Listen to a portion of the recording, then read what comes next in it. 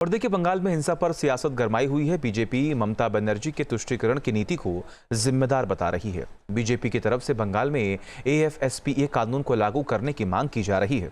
मुर्शिदाबाद में हालात कैसे हैं, देखिए ग्राउंड जीरो से रिपोर्ट।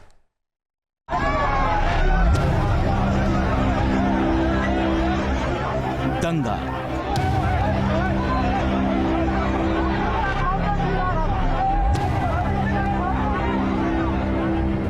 लोगों की हत्या,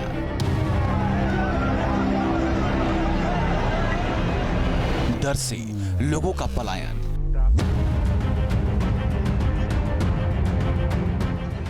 बंगाल में दंगों की ये तस्वीरें क्या पैगाम दे रही हैं?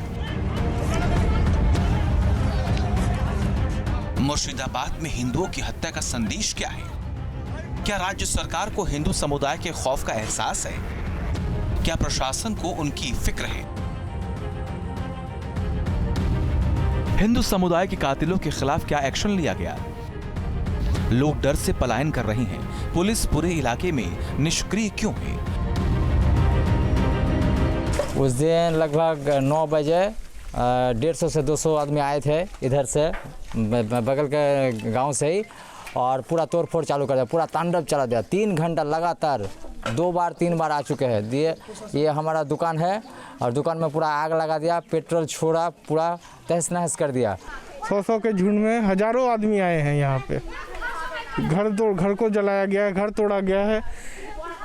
माँ बच्चा किसी तरह से बच गए हैं। जब बाप बेटे को घर से निकाला गया, वो लोग दरवाज़ा बंद कर लिए, नहीं तो वो भी चले जाते साथ में। मुर्शिदाबाद में ये हिंसा एक बार नहीं, बार बार दोहराई गई। बीजेपी का आरोप है कि शुक्रवार को तो यहां हिंदू समुदाय को टारगेट किया गया। हालात को समझने के लिए न्यूज़ नेशन भी ग्राउंड जीरो पर पहुंचा। देखिए, ठीक हमारे सामने एक गाड़ी खड़ी है जो बुरी तरह से इसे जलाया गया है, और यहाँ पर जो उपद्रवी आए थे वो भारी संख्या में आए थे। करीब हज़ारों की संख्या में ये जो हिंसा करने वाले लोग थे वो सब यहाँ पहुँचे थे, और गाड़ी को इन्होंने आग के हवाले कर दिया। उसके बाद वे तमाम लोग गाँव में जितने मकान हैं वो सारे मकानों में उन लोगों ने हमले करने शुरू किए। करीब 25 से 30 घरों को यहाँ पर उन लोगों ने निशाना बनाया। मंदिर है जो गांव वाले बता रहे हैं कि ये लक्ष्मी जी का मंदिर है, और मंदिर में भी उन लोगों ने आकर तोड़ फोड़ किया। यहाँ की प्रतिमा के साथ छेड़छाड़ की। देखिए, अंदर में आग लगाया गया है। मुर्शिदाबाद में हुई हिंसा पर कई सवाल खड़े हो रहे हैं। क्या ये हिंसा किसी बड़े षड्यंत्र का संकेत है? क्या बंगाल में हिंसा के जरिए इतिहास दोहराने की कोशिश हो रही है? क्या बंगाल के कुछ जिलों में 1990 की कश्मीर जैसे हालात पैदा करने की साजिश हो रही है? बीजेपी बार बार ये सवाल उठा रही है। बीजेपी MP ज्योतिर्मय सिंह महतो ने बंगाल के 4 जिलों में अफस्पा लागू करने की मांग की है। उन्होंने इसके लिए गृह मंत्री अमित शाह को भी चिट्ठी लिखी है। माननीय गृह मंत्री जी को रिक्वेस्ट किया हूँ सुबह को कि आप इस एरिया को पूरी उपद्रव एरिया घोषणा करने के लिए, क्या है कि 1958 एक्ट जो है armed force special power act, उस आधार पे यहाँ नियुक्त करिए सेंट्रल फोर्स को, और सेंट्रल फोर्स के ऊपर यहाँ नियंत्रण दीजिए। नहीं तो फिर से वही सीरिया जैसे परिस्थिति हो गया, जैसे बांग्लादेश में चल रहा है, और भारत में जैसे जम्मू कश्मीर में हो गया था, वैसे ही सिचुएशन होने वाला है और हो गया है। बीजेपी का आरोप है कि बांग्लादेश से सटे बंगाल के कुछ इलाकों में 1947 से पहले वाले हालात पैदा करने की कोशिश हो रही है। उस वक्त बंगाल में मुस्लिम लीग सरकार के निर्देश पर हिंदुओं पर सुनियोजित हमले किए गए थे। बीजेपी ममता सरकार पर तुष्टीकरण का आरोप लगा रही है। यूपी के CM योगी आदित्यनाथ मुर्शिदाबाद हिंसा पर ममता सरकार को कटघरे में खड़ा किया है। इस संशोधन विधेयक संसद में पारित हुआ है और अब इस पर कार्रवाई हो रही है, तो इसके लिए हिंसा भड़काई जा रही है। हिंसा में आपने देखा होगा कब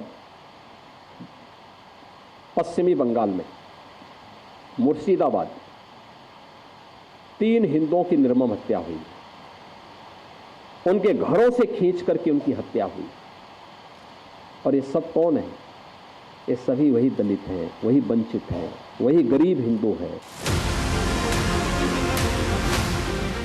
वक्फ कानून पर बंगाल में बवाल हुआ है। हिंदू समुदाय को टारगेट किया गया, संसद से पारित कानून पर सवाल उठाए गए, लेकिन हिंसा के बावजूद वक्फ कानून को लेकर AIMIM चीफ असदुद्दीन ओवैसी अपने पुराने रुख पर कायम हैं।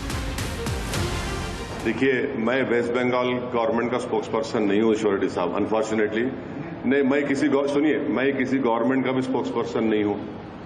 मैं अपनी पार्टी की तरफ से ये बात करने के लिए आया हूँ, और वेस्ट बंगाल की जो सरकार है उनके पास कॉम्पिटेंट लोग हैं। बार बार वक्फ कानून के नाम पर हिंसा हुई। शुक्रवार को दंगा हुआ।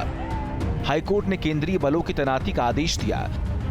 हालात को क्यों बिगड़ने दिया गया? पहले ही सतर्कता क्यों नहीं बरती गई? इस सवाल का जवाब ना सरकार के पास है, ना प्रशासन के पास। हालांकि अब दावा किया जा रहा है कि हालात पूरी तरह कंट्रोल में है। सिचुएशन इज अंडर कंट्रोल, पूरा फुल्ली अंडर कंट्रोल। एसपी আপনাকে ব্রিফ করবেন। परिस्थिति अभी अपने अनुकूल में है, कोई गड़बड़ या कोई कुछ नहीं है। शांति से आदमी अपना घर पे है, या कहीं किसी को आना जाना है, वो आ रहे हैं जा रहे हैं। आज शाम तक या कल तक एकदम देखिए सब नॉर्मल हो जाएगा। लेकिन सवाल है कि क्या हालात वाकई कंट्रोल में हैं? क्या ममता सरकार डरे सहमे हिंदू समुदाय को सुरक्षा की गारंटी दे सकती है? आखिर पीड़ित समाज पर सरकार पर भरोसा करें तो कैसे करें? न्यूज नेशन अब व्हाट्सएप पर। खबरों के ताजा अपडेट के लिए न्यूज नेशन के इस QR कोड को स्कैन करें।